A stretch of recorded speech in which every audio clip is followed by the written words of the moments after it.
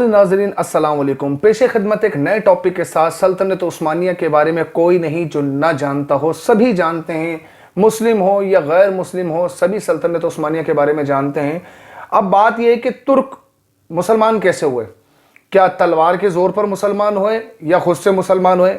یہ ایک تاریخ ہے، اس تاریخ کے بارے میں آپ تمام لوگوں کو پتہ ہونا چاہیے کہ ترک کب مسلمان ہوئے۔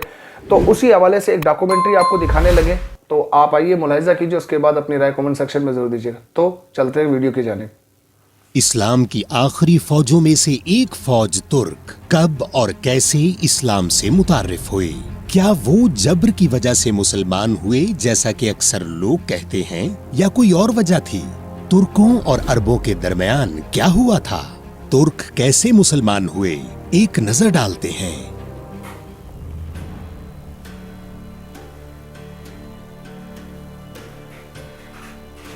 اللہ تعالیٰ نے ہزاروں انبیاء بھیجے، لیکن حضرت محمد صلی اللہ علیہ وآلہ وسلم سے پہلے بھی کچھ انبیاء ترکوں میں بھیجے گئے تھے، لہٰذا وہ اخروی زندگی اور خدا کے ایک ہونے پر یقین رکھتے تھے۔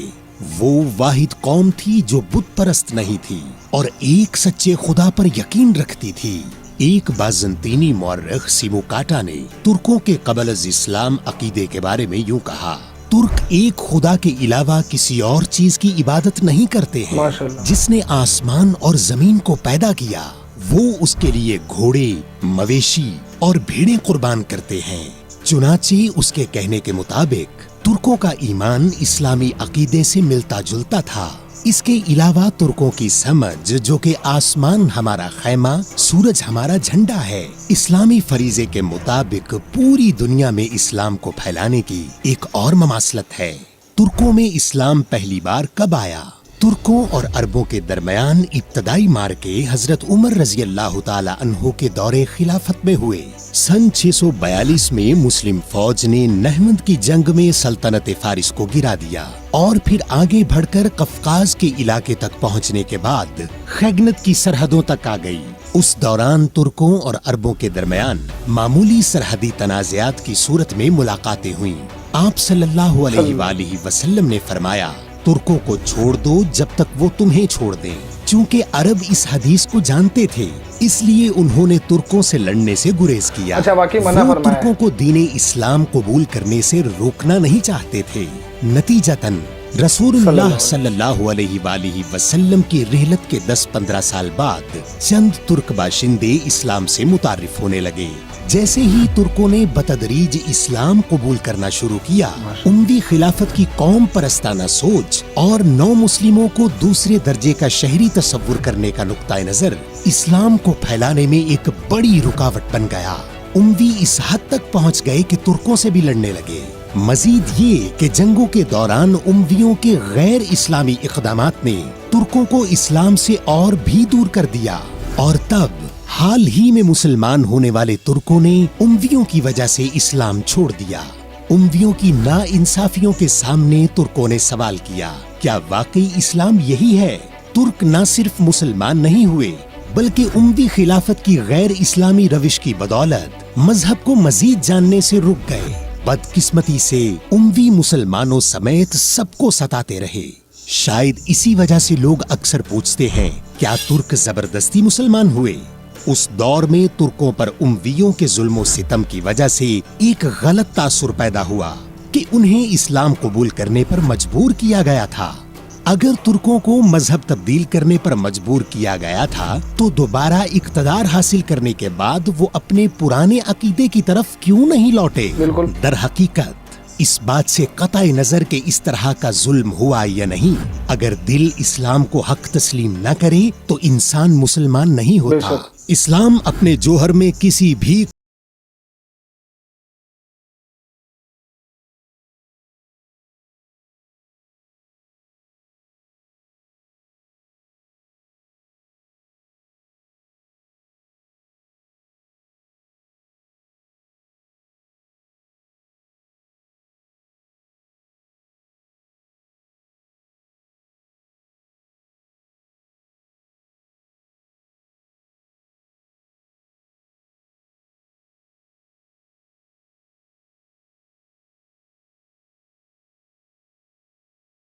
की जंग। मुस्लिम दुनिया में हंगामा आराई का फायदा उठाते हुए चीनियों ने अब्बासियों के सरहदी शहर फरगाना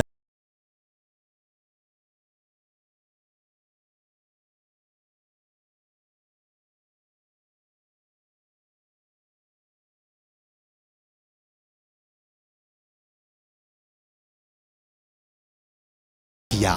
एक बहुत अहम चीज थी जिसने जंग का रुख बदल दिया। इस वाकया से पहले अरबों ने चीनी कौम से कभी मुलाकात नहीं की थी। इस जंग में अरब न सिर्फ चीनियों बल्कि तुर्कों से भी लड़ने वाले थे। जी हाँ, कारलूक तुर्क, जो तुर्क तारीख के तारीख तरीन दौर में रहते थे। गैर मुस्तहकम आमदनी की बदौलत किराए के फौजियों के तौर पर काम करते थे। चूंकि चीनी जनरल गाओ को ये मालूम था, इसलिए उसने कारलूक तुर्कों के रहनुमा से मुआहिदा किया और अरबों का मुकाबला उनको इत्तेहादी बनाकर किया। चुनाचे तल्लास की जंग एक ऐसी जंग थी जिसमें तीनों कौमों ने हिस्सा लिया। जंग के इब्तदाई चंद दिन बहुत वहशियाना थे और चीनी फौज गैर मुतवक्के तौर पर अरबों पर गालिब आ रही थी। आला हथियारों और जदीद टेक्नोलॉजी के बाइस चीनी बरतरी पर थे। 5 दिन तक जारी रहने वाली जंग के आखिरी दिन एक ऐसा वाकया पेश आया जिसने जंग का रुख ही बदल दिया। ये उस वक्त हुआ जब चीनी अरबों को शिकस्त देने वाले थे। जंग की चौथी रात अब्बासी जनरल ज़ियाद और तुर्क लीडर की मुलाकात हुई।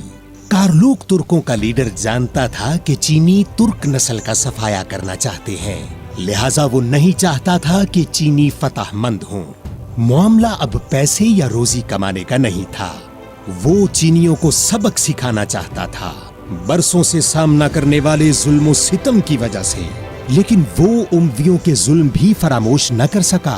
अब्बासी जनरल ज़ियाद ने वादा किया कि जो माजी में हुआ वो दोबारा नहीं होगा। वो चाहता था कि नई अब्बासी खिलाफत और तुर्क इत्तेहादी बने। तुर्क लीडर ने ज़ियाद के खुलूस पर यकीन किया और गांव के खिलाफ मिलकर लड़ने पर आमादा हुआ। लड़ाई के आखिरी दिन कारलूक तुर्क मुसलमानों के फरीक बन गए, जिसने जंग का रुख बदल दिया। अरबों ने चीनी फौज के मरकज जबकि तुर्क घुड़सवारों ने अचानक दाईं और बाईं जानिब हमला करना शुरू कर दिया। चीनी जनरल गाओ को समझ नहीं आ रहा था कि क्या हो रहा है और वो नहीं जानता था कि क्या करना है। अपनी फौज को शिकस्त से नहीं रोक सका। चीनी फौज भारी जानी नुकसान के साथ जंग हार गई और बहुत से कैदी पीछे छोड़ गई। 751 तल्लास की जंग आलमी तारीख का अहम मोड़ था। उसकी वजह ये है कि अगर जंग चीन की फतह के साथ खत्म हो जाती तो वस्ती एशिया पर चीनी मजहब का गलबा होता।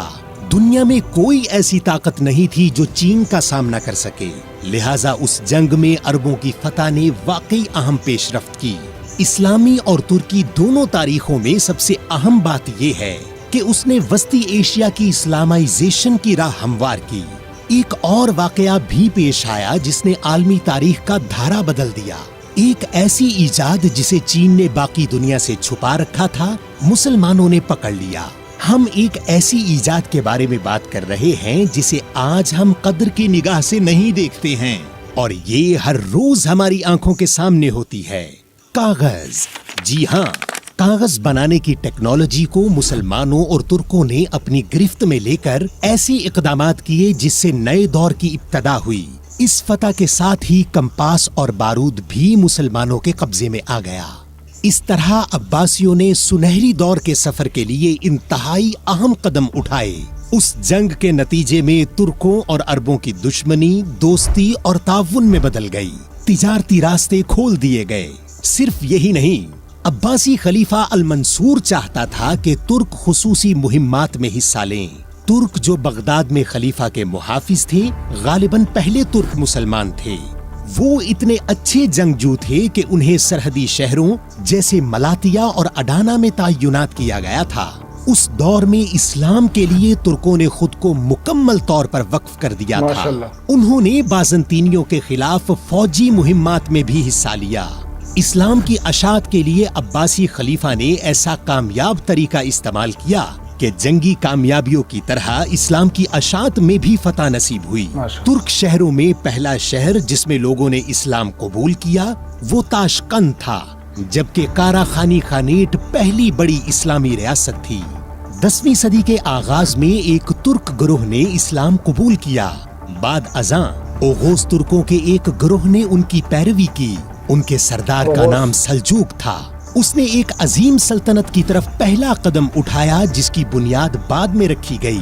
جی ہاں، عظیم سلجوقی سلطنت. اس طرح باقی اوغوز ترکوں میں اسلام ایک مروجہ مذہب بن گیا.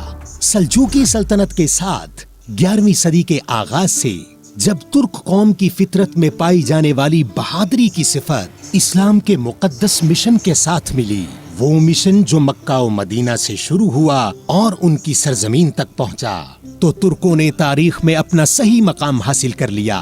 اس کے بعد جو ہوا وہ سب کو معلوم ہے.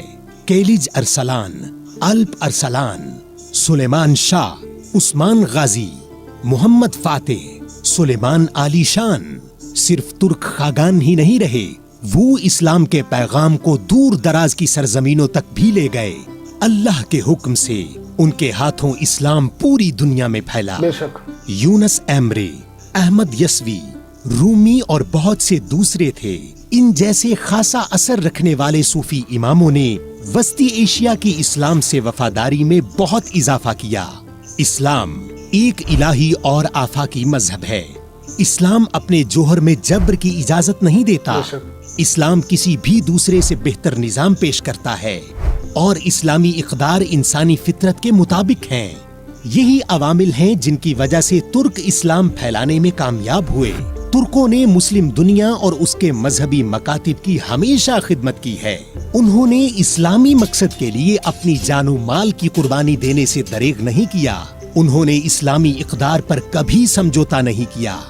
رسول اللہ صلی اللہ علیہ وآلہ وسلم کے طریقے پر چل کر اور انہیں اپنا راہبر مان کر ہی وہ انتہائی بلندیوں پر پہنچ گئے. بحیثیت مسلمان ہمارے لیے ضروری ہے کہ ہم اپنے اسلاف اور ان کی جد و جہد کو مثال کے طور پر لیں، جس میں انہوں نے اپنی ذاتی خواہشات کی بجائے ایک عظیم مقصد کے لیے زندگی گزاری. اپنے وقت کے بہت سے بہانوں کے پیچھے پڑے بغیر ایسی زندگی گزاریں جس سے اللہ راضی ہو اور جو آنے والی نسلوں کے لیے مثال ہو. اگر ہم ایسا نہیں کرتے تو ہم ایک ایسی نسل بن جائیں گے جس پر پچھلے لوگ مذمت کریں گے اور آنے والے شرمندہ ہوں گے. ایک ترک کے متعلق سوچتے ہوئے اگر ایک مسلم شناخت ذہن میں آتی ہے تو اس کا مطلب ہے کہ ابھی زیادہ دیر نہیں ہوئی. آپ نے ویڈیو ملاحظے کی، یقین مانیے اس طرح کی نالج انفارمیشن اب تک میرے پاس بھی نہیں تھی. میں نے آپ لوگوں سے شیئر کی. یہ بہترین نالج ہے کیونکہ ہم تو یہی سمجھتے تھے کہ سلیمان شاہ، ارطغرل غازی اور یہ نبی علیہ السلام یہاں پر بھی غیب بتایا کہ نبی علیہ السلام کے 10 یا 15 سال کا بتایا کہ پردہ کرنے کے بعد جو ہے وہ ترک مسلمان ہونا شروع ہوئے. یہ بھی غیب تھا کہ منع فرمایا تھا کہ ترکوں سے نہیں لڑنا ہے آپ نے. بہترین نالج. اور ترکوں سے ویسے ہمیں بڑی محبت ہے، اس میں کوئی شک نہیں. ہمارے بھائی ہیں ترک، اللہ ان کو واپس سے وہ وقت لوٹائے. ہماری یہ دل سے دعا ہے اللہ ان کے وسیلے سے ہمیں وہ طاقت اور وہ ہمت عطا کرے، مسلمانوں کو یکجا کرے. جو مسلمانوں کے اسلاف کی داستانیں ہیں اسی نقش قدم پر مسلمانوں کو چلائیں. یہ پیغام آگے آپ بھی شیئر کیجئے گا تاکہ زیادہ سے زیادہ لوگ یہ ویڈیو دیکھ کر جانکاری کر سکیں کہ ترک کب مسلمان ہو اور ترک یا غوث سے پہلے کس طرح سارا معاملہ. اس ویڈیو کے اندر مکمل خلاصہ ہے. تو اپنی رائے کمنٹ سیکشن میں دینا مت بھولیے گا. ملتے ہیں اگلی ویڈیو میں، تب تک کے لیے اپنا بہت سارا خیال رکھے گا. السلام علیکم ورحمۃ اللہ وبرکاتہ.